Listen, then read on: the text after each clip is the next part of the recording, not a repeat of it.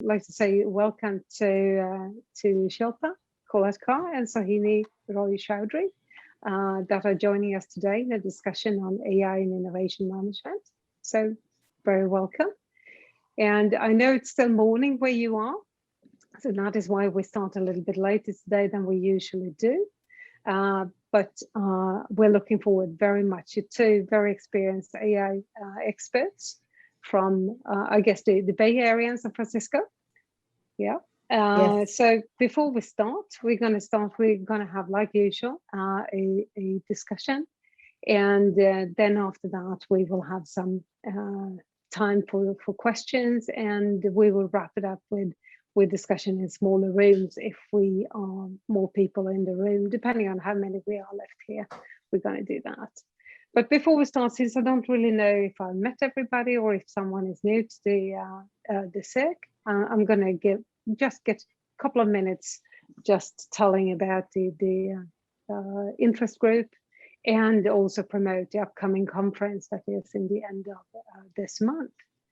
So we are actually a special interest group within the larger community of ISPIM.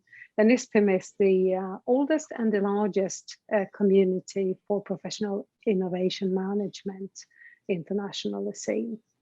So what we did is that in 2017, we started to discuss forming a special interest group, because at least I find it very hard to find something that is more interesting at the moment to innovation management than AI. I mean, this is one of the few moments, maybe this is the only time in my lifetime that I will be able to see such a transition and transformation that AI is driving at the moment in real time, not only in retro perspective. So we formed this SIG in officially, I think, 2018, the conference in Stockholm, and just to see if there was an interest, and it was, and it's growing. So we have now focused on not only doing having activities during the conference, but trying to build the community in between conference activities. So especially this year, we have, I think we somewhere around just below 10 in between activities where we invite guests to discuss different topics related to it. And when we've asked the community what they're interested in, it reflects very much the discussion in I mean, contemporary magazines and media and articles.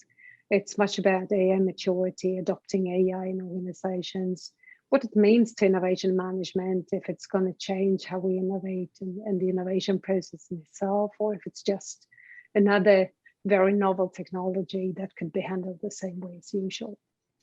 And then we have had some publications. We have some special calls for publications, and we've collaborated with Tim Review, that is closer to the industry.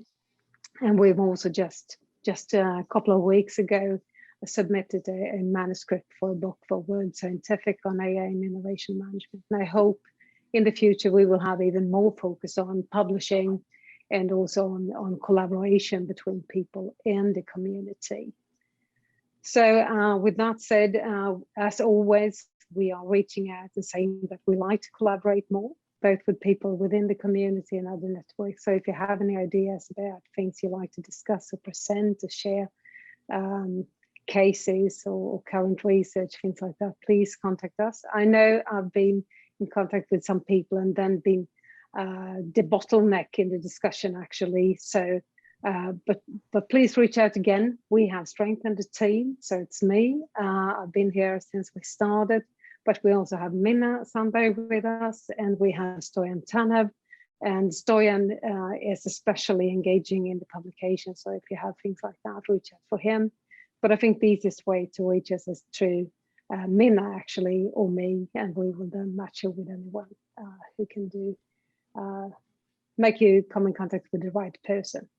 But what I'd like to do before we end, I'd like to say that if you haven't registered for the conference that is upcoming in between 20 and 23rd of June, do that. We will have, I think, 10 sessions during the conference, and we will have some really interesting speakers, some workshops, and I think in total 4 sessions where we present research and company cases and things like that.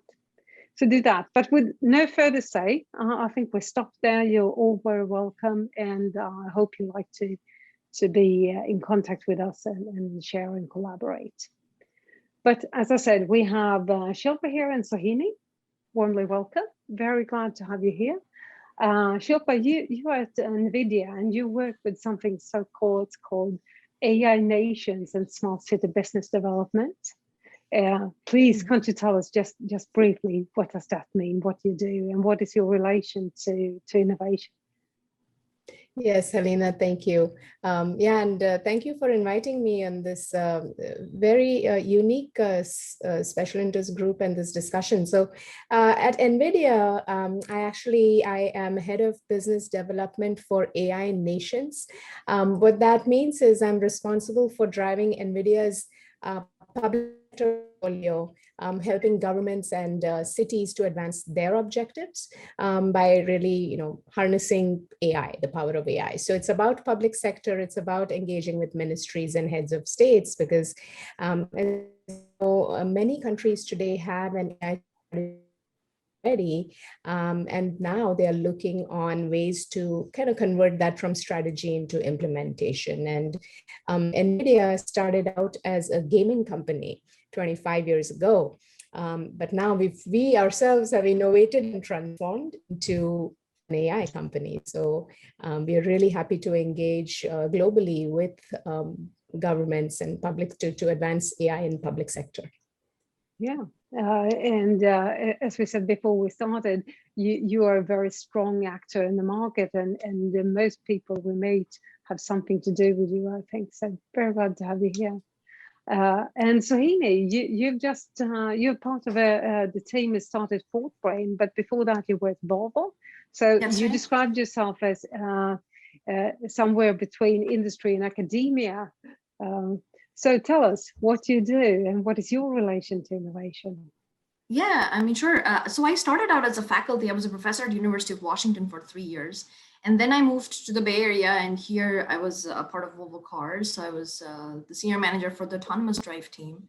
And there, of course, it was computer vision. So we were in the core of innovation for computer vision. And again, we were using the Nvidia's drive peaks to, of course, to always, test things out. And then since last year, it was actually amid the pandemic that we co-founded this wonderful team called Fourthbrain.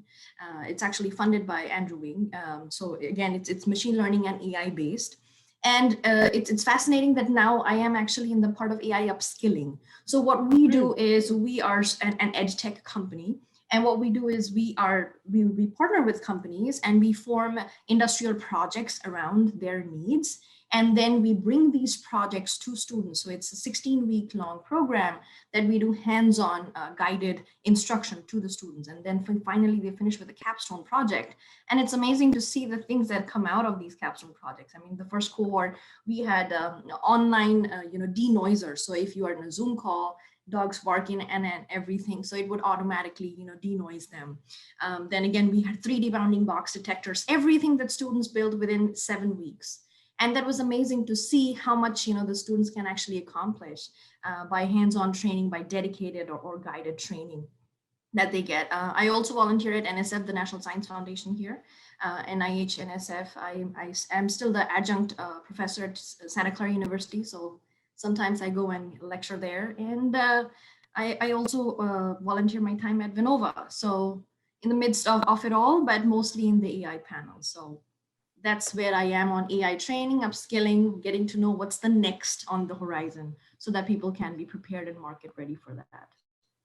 Cool. And when I hear you, I mean, you span so beautifully over the entire spectrum, from the very highest levels to the very applied doing, as you say, the learning part, the starting part. I need to, before we go into detail, I need to ask you, I mean, there is a debate, and I think it's one of the things that fascinates me most is the disagreement whether AI is the revolution that will change everything, or if it's just a hype, and this is just novel technology like everything else. Someone say it's coming, some people say it's already here and it has come beyond the point of no return. What do you say? Is this the new electricity we're seeing? It definitely has the potential to be. Now, is it or is it not? I think even electricity, you figured out that it did a paradigm shift after, the paradigm shift had happened. So we are currently in the process, I would say.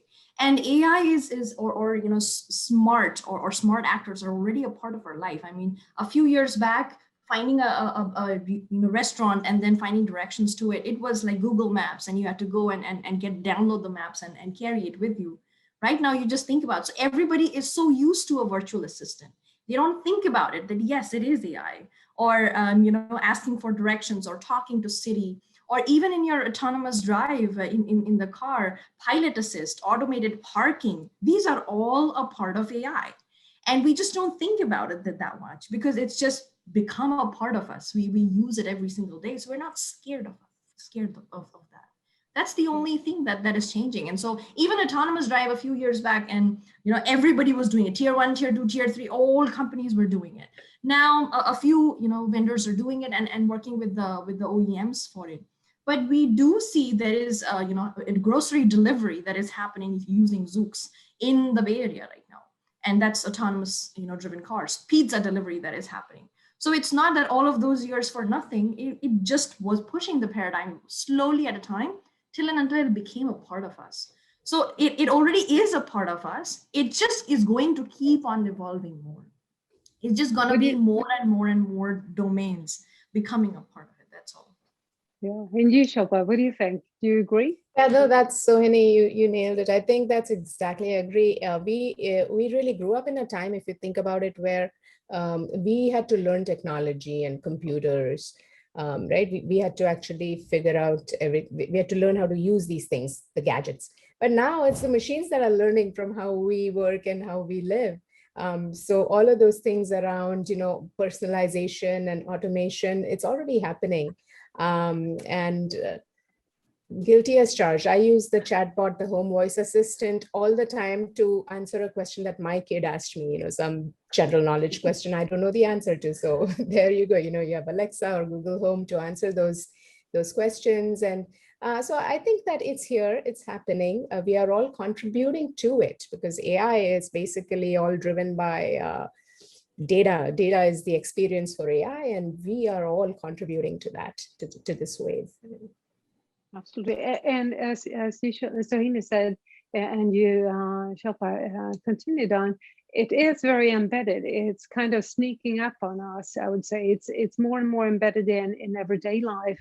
Does that come with a special challenge when it comes to innovation and also use? What do you say, Shilpa, who's working with governments? Yeah, so I believe, as I mentioned, AI it's just a tool, and we are all, contributing to it in terms of how we use stuff, and it's the data.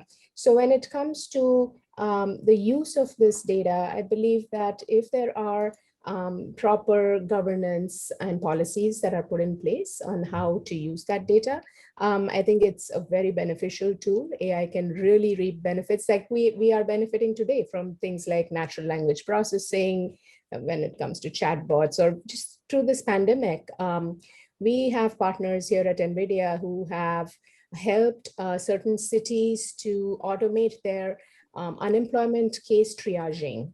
Okay, because there's been so many unemployment claims due to job losses and all of that. There's a lot of claims coming in. And so using natural language processing, these companies have been able to automate some of that work and been able to, increase their efficiencies. So I believe when it comes to any kind of issues or concerns around privacy, there are ways that you can put in place to mitigate those risks. And AI is just a tool. It depends on how we use it. But it can, I guess, it can also be both a very beneficial tool, but also maybe a dangerous tool, because humans are dangerous if you see it like that. But you said you work a lot with upskilling and helping people to understand. How important is that? That more people understand? Absolutely, and that's one component. Actually, we made sure that we ingrain it into our upskilling modules, which is understanding what bias and privacy is. Privacy issues and the biases that can come into by machine learning models if you do not have data from all different kind of populations. So one of the example use cases we had is we were working with the insurance company, and it was again based off of what kind of premium should be associated to a location. And then in these cases, what happens is there's a huge population who may not report because of whatever reason, their salary or whatever it may be. So there is this minority group who never actually even reports or they don't even seek out coverage. Because of which, what happens is generally the premium is kept so high that they can never afford insurance. Now that's what they want to undo. And these are cases in which the bias and privacy, this is a classic case of bias. So what needs to happen is, even if there is one sample or one person from the same minority group who's reporting, their voice needs to be amplified by the number of people that the Sensex is telling you that these are the number of people or housing complexes. So that voice needs to be amplified, and this is called boosting in machine learning language. So once the boosting happens, then you get a right model in order to give you what the actual premium should be, as opposed to just taking the average or the median from a particular location based on what the reporting has been. So now these understandings need to come, and these are some of the case studies we teach in our class. So that if it's constraints corresponding to privacy, so if it's facial recognition, should all faces be trained on, or if you're training on Asian faces, it's not going to work on maybe American faces or so on and so forth. So what kind should your training data be? And the same way, so that's your, these are bias-based questions that we always motivate the students to answer, so that when they make an AI model, it should be something that scales. So a few years back, there was this buzzword of big data. Everybody wanted to take all of the data and process everything together. But now the paradigm has sort of shifted. They say, okay, let's take small samples, small chunks, and then try to make it as generalizable as possible. Even if it's not the most accurate, that's fine, but let's make it more generalizable as possible. And that's where I echo with what Shilpa said, is right now the paradigm is shifting more towards data-centric. And a few years back, it used to be model-centric, where everybody wanted to train the best model using whatever data comes. But right now the models have become fixed, but now we're saying, okay, we have this data, let's make the best out of it.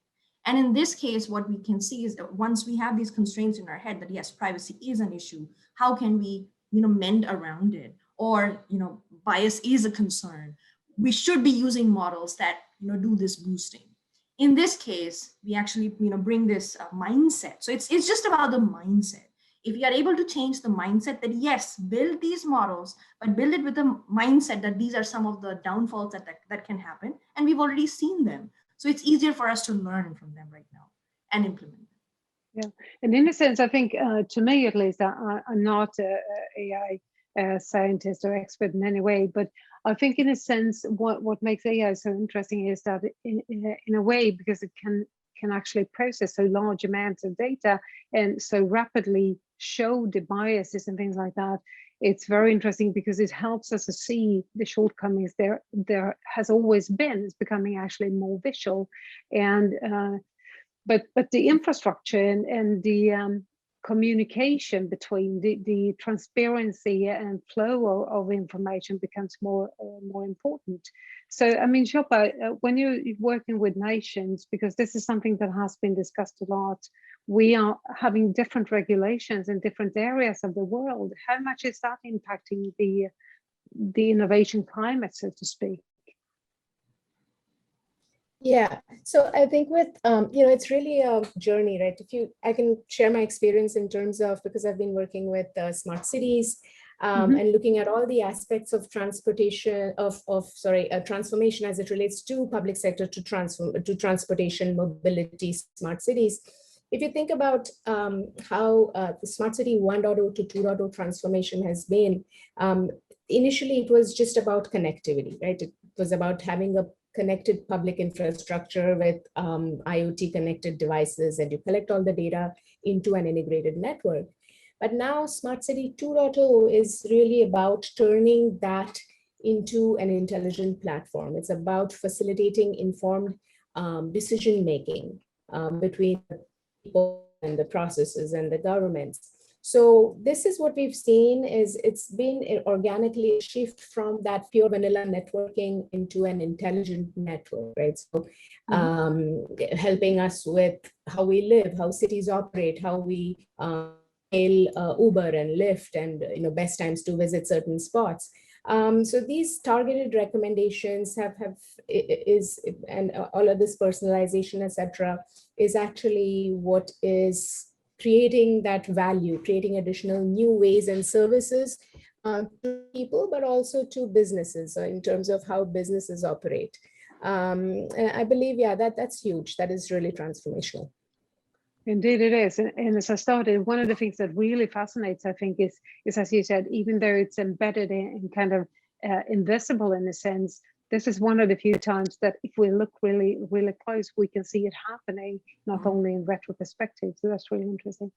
Would you say, considering those things that you said, also the shift towards data-centric and going from the model-based and all those things, is innovation related to AI different from other types of innovation, or is it the same but another application? So go ahead. Go ahead, Shilpa. To me, what is innovation? Really, it starts with what problem are you trying to solve? What is the problem that business is facing, or the public sector, the certain agency or organization is, right? Is by looking at the challenges, by looking at the problems or gaps. And that is how you discover new ideas. So that's really what it is. And then based on those ideas, you develop the ideas that are, that you think are the best suited to solve that particular problem. And so that's the basic process, I believe, that applies even whether using AI for innovation. It starts with looking at the challenge and then discovering lots and lots of ideas. And what's different with AI is that because there is now so much data that's available, the only way for governments and companies to continue to stay relevant and competitive is to look holistically at everything that's happening around the world. And that is where this whole machine learning and the ability to crunch all of this huge amounts of big data more efficiently, faster, is the game changer. And so that is how it is different in the way things are being done. I believe the process is still the same, starting with the problem, starting with ideas that can solve a particular problem, and then selecting the best idea.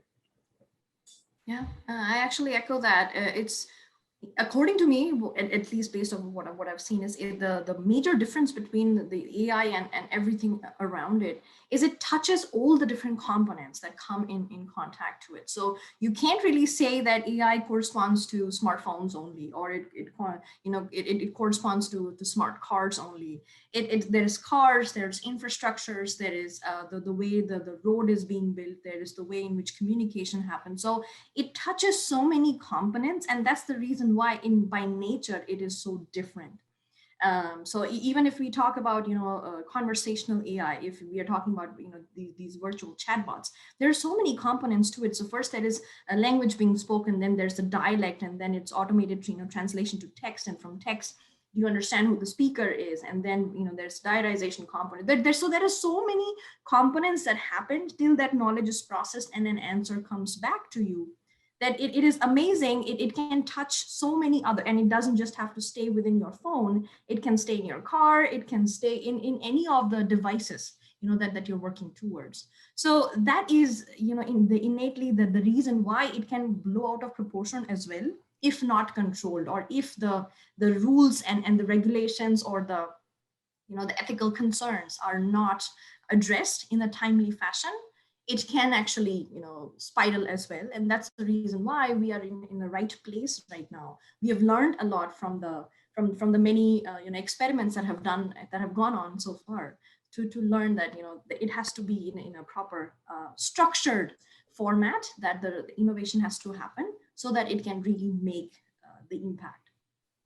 Yeah, and to me at least, I think one of the interesting thing is, as you say, AI can actually, I mean, it exceeds the humans when it comes to how complex information you can process in a short time, at least sometimes. And in a sense that that comes to a point where we need to be closer to reality. What we do, we can't simplify so much the models we use, I suppose, or we need to combine them in another set.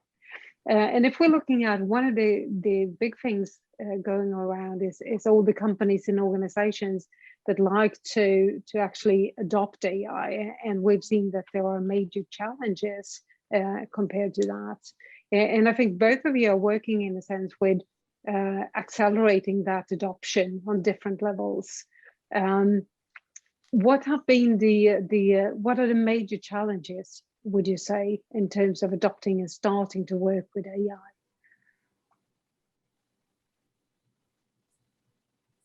Shilpa, you want to go first? Sure. You know, with emerging technologies, there's challenges associated, right, with something that's emerging, and not only emerging, but also changing dynamically very quickly. So it's AI, it's still evolving. You know, researchers, and Sohini is in academia, has been in academia, so she knows closest in terms of how much work and research and papers are being published every day in all of these fields of computer vision and NLP and what have you. So that said, I think the challenge is around being agile enough for businesses to be agile enough to kind of adapt themselves to the changing times. But I think there is also an opportunity in that, because as I said, in this competitive environment today with everything, you know, it's a flat world. You have to use this technology to your advantage. One of the areas which Sohini is the expert on and her company is upskilling. And upskilling is not just about students and getting the pipeline of new skilled workers into the workforce, but it's also about reskilling and retraining your own existing workforce with new skill sets with AI, because that's where the world is headed. So I think that can present itself as a challenge, and governments, countries, and organizations, businesses are both looking into it. At least in my conversation with heads of states over the last year, I have seen that they've recognized the importance to upskill.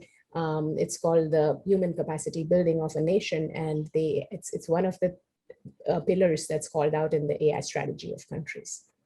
Interesting.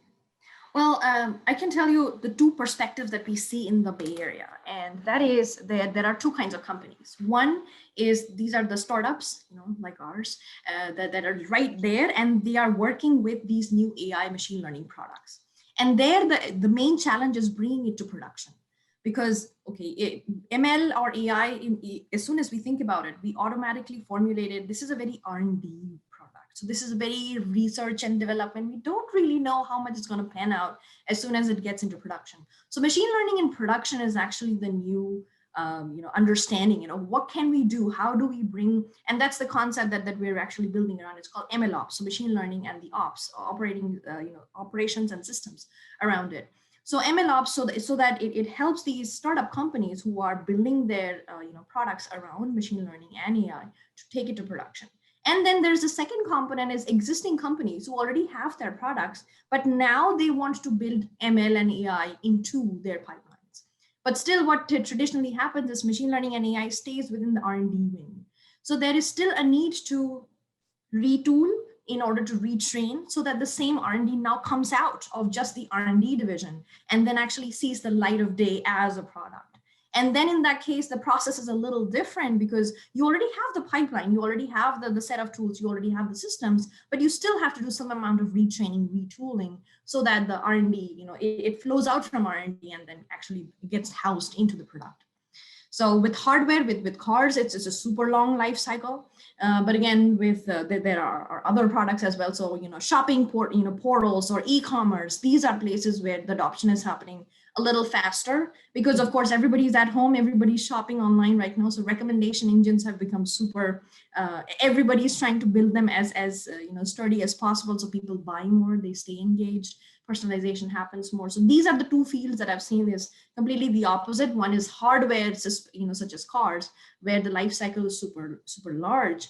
But then if it's virtual platforms, especially shopping and e-commerce, there I'm seeing that the change is actually happening with leaps and bounds. Yeah, some of the companies we meet, especially the older one, the one has been established for a long time. We meet two types of them: those who try to start up a bit slowly and try to implement it in small scale, try to optimize the current practices and things like that. And then we had the companies that are talking about like redoing the entire organization, becoming AI and data driven, so to speak. And I guess that one is more bottom up and the other one is more top down. Have you seen any examples of organizations that has been able to actually transform top down, really redo the businesses? Well, to my best knowledge, it is the autonomous drive field and how some of the startups took a stab at it. Like Zoox is a typical example. They were doing autonomous drive. They got acquired by Amazon, and now they already have this grocery delivery system that they are piloting. So that was the idea that they came up with is autonomous drive, but on a very limited structure. So they were not trying it for for people or for passengers. They were trying it, okay, if the routes are given, if the distance is marginalized, and we are trying to ensure safety, the grocery comes out of the store, gets into the pod, and the pod goes. So in that case, the concept was marginalized. They put a very structure around it so that if this AI could actually move. We also did see a lot of companies come up in San Francisco. They were giving people rides across one road.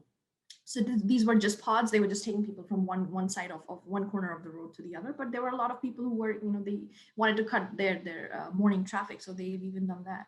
So of course there are, but I do see, you're right, that most of these, workforces we've seen in the smaller scale or more on the startup basis, rather than in larger organizations that wanted to change anything top down. At least that's been my experience. Mm-hmm. Yeah, I think I agree with that. Here, I'll give based on my own experience with Nvidia. So as I mentioned, Nvidia started out as a gaming company 25 years ago. And since then, so we were the best in gaming, still are. That's still a huge part of our business, is graphics and gaming. And internally, the culture of the company is that we have that mindset where we are gonna we try to build a single platform. So the same things that we used for gaming, the similar architecture and the platform, the hardware and software that we built for gaming is what we were able to leverage for this AI and HPC high performance computing platform, because turns out that high performance computing is something which can take advantage of the parallel processing that GPUs, the graphics processing units, are capable of doing extremely well. So in that sense, in NVIDIA, it's a top-down culture that we try to use a lot of the technology across our entire platform, be it gaming, be it autonomous driving. It's a single OS that serves our entire portfolio of hardware. And that's also our differentiator in the market. There are a lot of hardware companies out there. What differentiates us, and that is our top-down culture, is this the ease that we provide for developers in the world to be able to develop their applications on our hardware. So for that, we build the OS, we build the software stack that makes it easy for our developers and partners to easily build AI applications on our platform. And that is what's unique about NVIDIA, and that is the top-down culture that we have here, is to actually think of something which can simplify the work for our customers, for our developers. Developers are our customers. and build something which will kind of translate across the entire product portfolio. That's really worked out in our advantage at Nvidia. That's how we have been able to actually leverage a lot of our simulated environments in gaming, like all the driving. We have hours and hours of simulated driving, and we use that to train for autonomous vehicles. Because in a simulated world, I mean, you want to have as many real world scenarios, and you want to even have that in a digital twin environment. So we've been able to do that very successfully, and that's one of the things that has kind of differentiated us from the competition. One really interesting thing is, I mean, at core of innovation, we always talk about the need for multidisciplinary teams and being very early with that, incorporating users and things like that very early in the process. When interviewing people in AI-related innovation projects, it's not surprised that they mentioned the importance of that transdisciplinary knowledge. But to my surprise, I've never heard so many people stressing the need of different competences, the multidisciplinarity. But what surprised me was that the awareness was there, because this is something we preach, and it seldom doesn't really, you know, they say yes, but they don't do it. But here they really craved for it and needed it more than they could actually accomplish. And what we met was kind of three types of collaboration in that people who thought they should have both. Each expert should have knowledge about both AI and another domain, so to speak. Larger groups where you had several different domains represented and needed some sort of translator or bridge that could help translate the knowledge. And then they were talking about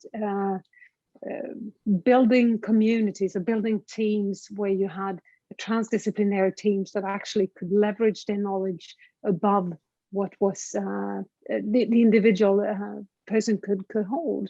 And in a sense, I wonder, is this different types of radicalness? Does it require different types of teams, or is this just a maturity question? This type of how you incorporate different knowledge areas.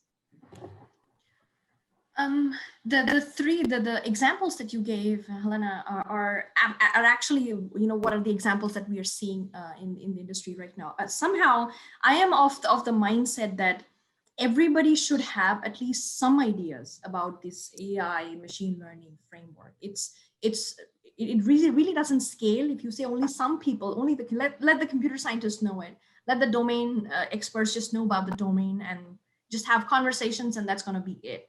It actually doesn't work that way. And there has to be this bridging, and somehow that's what I have been. My career has been sort of that. So even when I was doing my PhD, my co-advisor was actually an ophthalmologist. So I'm actually a bridge between engineering and medicine. So healthcare is another topic that you know, I still publish and research on. So these understanding and building these bridges are actually super important at this time. So even some of the students who come through our programs, we've seen that we had a few candidates, they actually work in the Justice Department. And they say, okay, we have had this issue with equal pay. We have so much data, but whenever we try to hire an external contractor, we are always concerned about, okay, can I share data? Is it, you know, all of those XYZ questions, has it been sanitized? The data has been sanitized. And most of the times those questions come up so much that, you know, that work doesn't get done. So in that case, the best way to actually move or keep it moving is for that domain expert to get some skills in artificial intelligence and machine learning, for him to actually bring this question or sanitize this data or bring at least a certain amount of credibility to the model that he's building, at least to get the problem moving.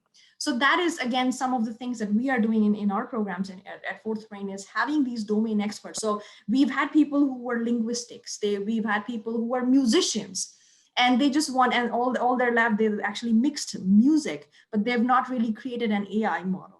But now they are doing it, and now they are bringing this AI and machine learning into their domains. And that is what I believe, if we keep doing this certain number of times, if we keep churning, then that understanding, because the structure, the framework, the bottlenecks, everything will, you know, make sense. It will register only if these bridges are created, rather than just having conversations between domain experts and just computer scientists. And you, Shilpa, you mentioned, we talked before we started about a colleague of yours here in Sweden who talked about Nvidia making AI for everyone, making it so easy that everyone could actually use it. Is that a tool to start to understand, even if it's easy to use? Is this a way in for people from other areas into AI? Yeah, absolutely. So Nvidia actually is very passionate about this topic for AI for all. We work at the grassroots level. We have something called the Deep Learning Institute, DLI University, with which we engage with different universities, academia, governments. We basically have something as it's called Hello World, Hello AI World, little program, little self-starter kit, along with Jetson Nano. It's a little kit, AI kit for a student who wants to learn how to get started with AI. And it comes with, very easy to install and deploy and bring up routine. And then you can kind of have your little JetBot, use computer vision to, look at obstacles and avoid them, type of thing. So yeah, I think that's the way to go. I'm really excited about the future. We already have 5G coming up, and there's robotics. And so with that combination, I think it's going to open up a whole new era for innovation, and it's going to be a rich ecosystem play, honestly. Just like our smartphone, right? We didn't start out our phones with apps like Lyft and Uber and Airbnb and everything. It's going to evolve over time. And we, as NVIDIA, are laying the foundation. We are laying the platform for developers to easily develop their applications on this platform with things like the JetBot and little AI in a box, little supercomputer, and seed the universities and schools with something like that, so that the next generations are trained up with AI.